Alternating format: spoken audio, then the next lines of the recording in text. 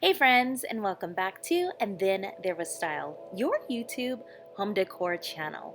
In today's video, let's take a walk on the coastal side. No seashells needed. Now I know we spoke about coastal not too long ago, but I wanted to do a full video dedicated to it. This video is pretty special. We're going to take a look at a collection of coastal rooms that don't feature seashells and anchors and other stereotypical types of accents that you would normally see in the rooms. Okay, actually you may see a couple, but still, it's not going to be every room, okay? These rooms are going to feature the color palette most commonly used in a coastal home decor, along with some of the materials that are commonly used. So it still gives you the coastal vibe and feel without the coastal, like, in-your-face accessories. I hope that you absolutely enjoy this video. Let me know down below. So go ahead, sit back, relax, grab a cup of coffee, a mug of tea, and enjoy. I will see you guys in the next video. I love you all. I thank you all. I'll talk to you soon. Bye, friends.